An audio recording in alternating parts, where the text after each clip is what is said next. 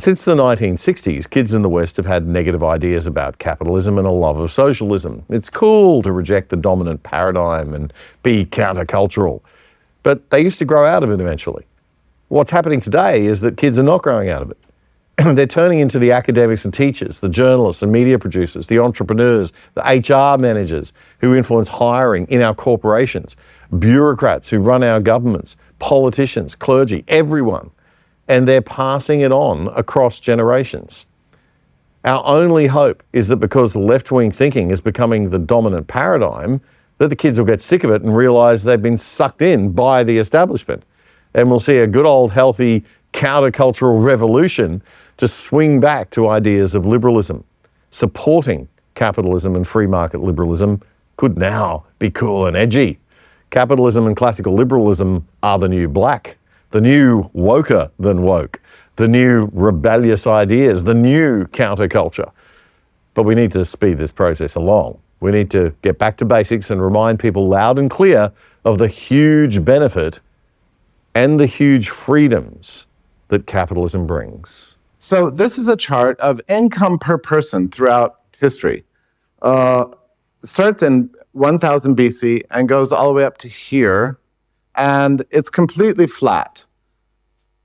Completely flat. Nothing ever happened. No progress, really, to speak of. And then in about 1800, we see income per person shoots up and it goes up to the very top of that chart. Just like that. So isn't it wonderful that you were born like over in this tiny little corner of life instead of any other time over here?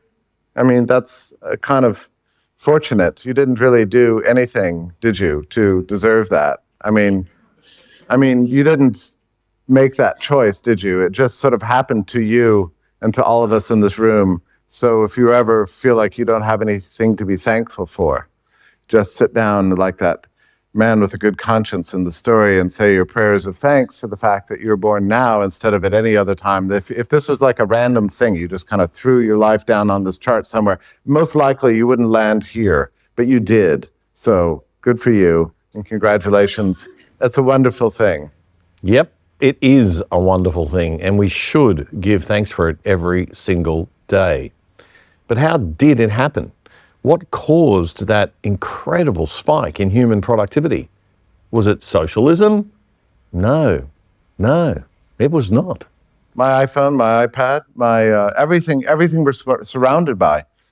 The achievements of civilization are all around us. And are we asking ourselves where they come from? Who built it? Are we staying up at night to observe what happens? And that's what economics is all about. It's about the desire to be curious about where all this stuff came from. We should know. We shouldn't just take it for granted. Right.